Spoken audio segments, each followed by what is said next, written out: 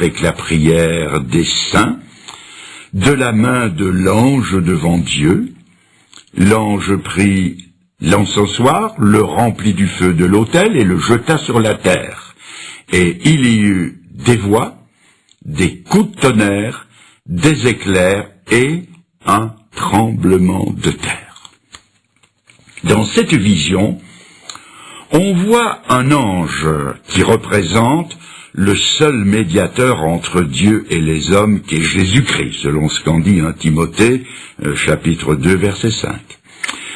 On y voit donc le Seigneur qui retransmet devant le trône de Dieu les demandes de ceux qui sont en prière sur cette terre. Avant d'aller plus loin, permettez-moi une courte digression sous forme de question. Quand quelqu'un prie, jusqu'où monte sa prière? Qu'en pensez-vous? Ma réponse va vous étonner et peut-être même vous scandaliser en un premier temps. Les prières les plus ferventes ne montent pas plus haut que le plafond, ou jusqu'au premier étage, avec le risque d'importuner les voisins si vous priez fenêtres ouvertes et à tue-tête. Maintenant, ne me prenez pas pour un mécréant avant de m'avoir écouté jusqu'au bout. Si vous regardez bien le texte que je viens de lire, vous verrez que ces prières sont, et je souligne, sont alliées au parfum de l'ange devant Dieu. C'est-à-dire que nos prières ne parviennent jusqu'au ciel que si elles sont alliées au parfum des perfections de Jésus-Christ, qui est notre seul représentant devant Dieu. C'est pourquoi, dans le Nouveau Testament, comme aussi dans toutes les églises évangéliques du monde, chaque prière est ponctuée du « au nom de Jésus-Christ ». Ce n'est pas là une formule magique, c'est la foi en la valeur de l'unique médiation de Jésus-Christ. Et ainsi fait en son nom, les prières les plus secrètes, traversant les espaces intersidéraux, sont en temps réel, comme on dit aujourd'hui, entendues devant le trône de Dieu, parce qu'elles sont faites au nom de Jésus-Christ, notre seul représentant devant Dieu. C'est ce qui s'est passé en Apocalypse 8. Et la réponse est venue sous forme de voix, de coups de tonnerre, d'éclairs et d'un tremblement de terre. C'est ce qui s'est passé en Acte 4, évoqué plus haut, où le lieu où ils étaient assemblés trembla, où ils furent remplis du Saint-Esprit. C'est ce qui s'est passé en Acte 16, où, dans la sombre prison de la ville de Philippe en Grèce, Paul et Silas, battus jusqu'au sang et enchaînés, priaient et chantaient les louanges de Dieu. Et en réponse à ces prières, non seulement l'enfer a tremblé, mais un tremblement de terre a secoué la ville, au point que les chaînes des prisonniers se sont descellées, et que les portes de la prison sont sorties de leurs gonds, et qu'en finale le geôlier, toute sa famille, et tous ceux qui étaient avec lui dans sa maison se sont convertis au Seigneur. Quelqu'un me reprochera peut-être d'évoquer des faits réels, peut-être, mais dépassés et n'ayant aucun équivalent dans notre monde d'aujourd'hui. Quelqu'un dira ou pensera que je suis vieux jeu et poussiéreux comme une salle de musée. Peut-être même que quelqu'un ironisera en me posant une question pertinente en rapport avec le sujet traité, et me disent, si je suis un jour incarcéré à la prison la plus proche, et ici je pourrais invoquer, puisqu'on est à Paris, la prison de Fresnes, et que du fond de ma cellule, je me mets à prier Dieu pour que, comme vous le dites, au nom de Jésus-Christ, les portes de la liberté, est-ce que ces portes de la liberté me seront-elles ouvertes par un tremblement de terre? Et vous me dites, c'est bien ce que vous avez dit, non? Ma réponse est celle-ci. Mes amis, il y a plus et mieux que de prier pour sortir de prison par un tremblement de terre, c'est de prier pour ne pas aller en prison. Et croyez-moi, tous ceux qui y sont ne le sont pas pour avoir trop prié. Et il est certain que s'ils avaient prié un peu plus, ils n'y seraient pas en prison. Mais pour rester dans le sujet, notre âme, elle, est prisonnière de beaucoup de choses dont elle ne peut se libérer. Et c'est ce que on pourrait appeler selon le titre d'un grand film autrefois, paraît-il, Prison sans barreaux. J'ai rencontré un homme. Cet homme était prisonnier de la boisson. Au départ, il s'est moqué de la délivrance que je lui proposais. Mais il a fini par me dire, je donnerais volontiers 500 € pour être délivré de la boisson.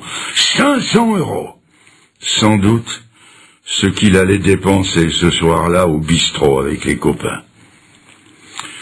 Notre âme peut être prisonnière de la peur. Peur du passé, peur de l'avenir, peur des microbes, peur de vieillir, peur de mourir. Elle peut être prisonnière de l'orgueil, de ce numéro 1 mondial qui fait pivoter l'univers autour de sa petite personne et qui aimerait que tous les autres acclament ses exploits. Notre âme est peut-être enfermée dans la cellule d'une jalousie maladive dont elle ne peut se sortir, comme cette jeune femme qui m'a raconté qu'avant de connaître le Seigneur, elle était sans raison d'une jalousie féroce envers son mari.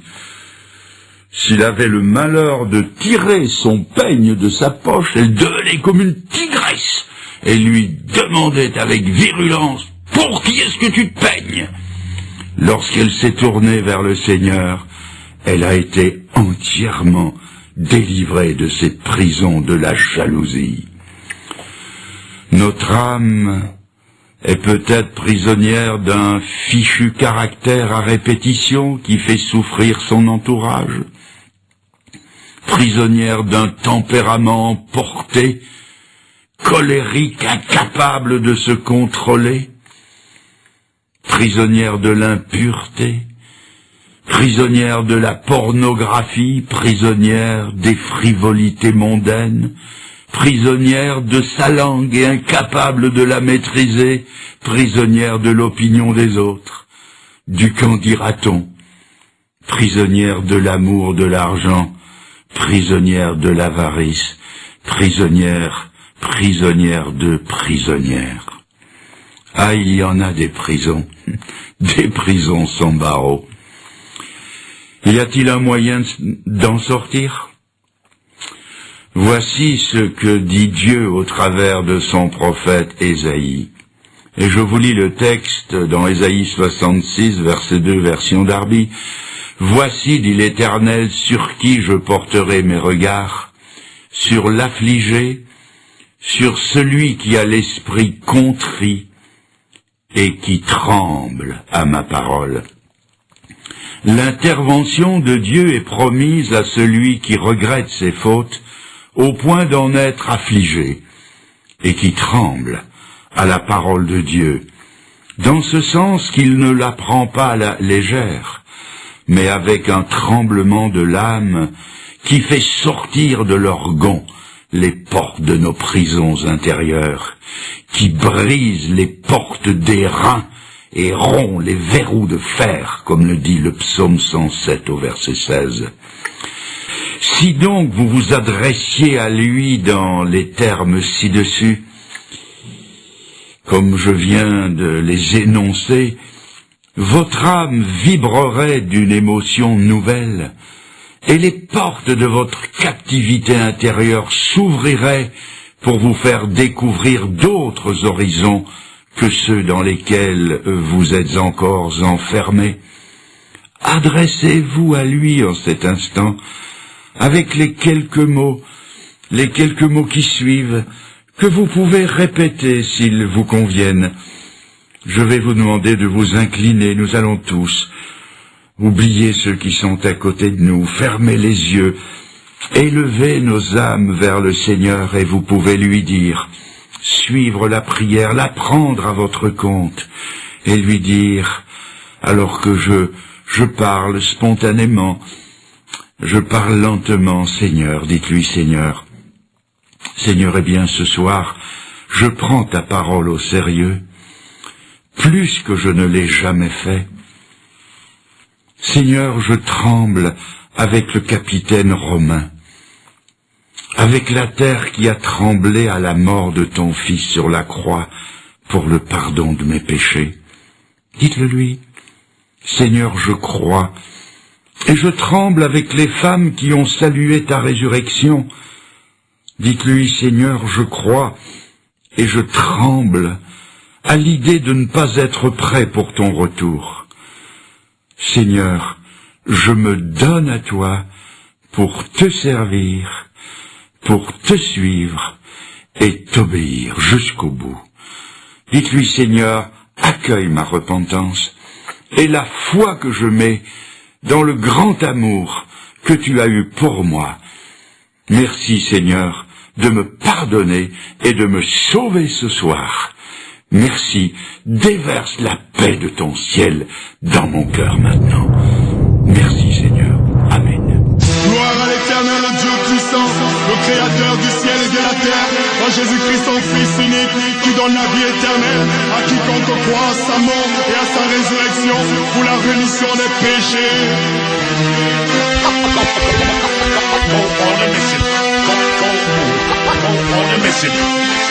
Pareil au combat, on a opté pour l'armée régulière. Le diable et son armée ont envahi la terre. Pareil au combat, on aborde des armes spirituelles. Malgré les coups qu'on prend, on tient le ciel, la Bible, le son de la cloche. Le temps de la fin est proche. Le diable se rapproche, son but bête, le plus grand nombre dans sa poche. Il use de tous les ruses pour éloigner l'homme de Dieu, bloquant celui-ci l'accès à la parole qui pourrait le rendre pieux. Autour de l'existence de Dieu, il crée des polémiques, disant que si Dieu existait, pourquoi ce monde aussi sinistre? Il endort les hommes avec ses inepties. Ceux-ci plongent dans le péché des dents, ils sacrifient. Nous on a choisi le Fils, on a choisi Jésus, roi des rois, seigneur des seigneurs, c'est lui qui est le Christ. Dès lors, le diable a décidé de nous faire la guerre. Il cherche à nous faire tomber avec ses griffes de Lucifer. De Dieu, nous nous approchons, on persévère, on affiche nos ambitions, grands jours éclairs. Moi et ma maison, nous servirons l'Éternel à jamais, nous vivons aussi dans le ciel. Pareil au combat, on a opté pour l'armée régulière. Le diable et son armée ont envahi la terre. Pareil au combat, on aborde les armes spirituelles. Malgré les coups qu'on prend, on tient le ciel. Pareil au combat, on a opté pour l'armée régulière. Le diable et son armée ont envahi la terre. Pareil au combat, on aborde les armes spirituelles. Malgré les coups qu'on prend, on tient le ciel. Au bout de ce siècle, la guerre est spirituelle. Pas de fusil à canon, on parle pas de matériel. En tant qu'enfant de Dieu, la parole nous propose des armes. Ouvrons la Bible à Ephésiens 6. On s'arme, mettons en horreur la vérité pour ceinture, afin qu'on ne soit jamais nu. Là c'est sûr, pour cuirasse, la justice qui esquisse la vie glorieuse du Fils. Pour chaussures à nos pieds, le zèle que donne l'évangile de paix, pour qui nous sommes le sel. Par-dessus tout, le bouclier de la foi, pour éteindre les traits du malin voix. Les prières nécessaires, chargées de supplications, une veille persévérante pour leur exécution. Dès lors, nous avons l'arsenal dans nos vies, nous ne laisserons jamais faire le mal. Non, non, non, à Satan. Pareil au combat, on a opté pour l'armée régulière. Le diable et son armée ont envahi la terre. Pareil au combat, on aborde des armes spirituelles. Malgré les coups qu'on prend, on tient le ciel. Pareil au combat, on a opté pour l'armée régulière. Le diable et son armée ont envahi la terre. Pareil au combat, on aborde des armes spirituelles. Malgré les coups qu'on prend, on tient le ciel, sur la tête, toi tu sais que nous sommes à mission. Les paramètres posés, on fonce l'imbécile. On se colle à Jésus, nous sommes comme ces pions. Tanas a crié à brailler notre foi comme des grillons. La rage de vaincre crée dans notre cœur la détermination. Comme Roger Millard dans une surface de réparation. Semblable à Carl Lewis, à la traîne, un condamné à mort qui trouve injuste sa peine. On doit diffuser partout, n'importe où l'évangile. Le nom de Jésus doit être cité et que ça file. La Bible est notre asile, la moisson est grande, frappons dans le mille. La meilleure défense c'est l'attaque, la contre-attaque. On attaque, on foudroie les œuvres du malin. Surtout, on lui fait pas de câlin. Et moi je continue à dire non, non à Satan. Paré au combat, on a opté pour l'armée régulière. Le diable et son arme.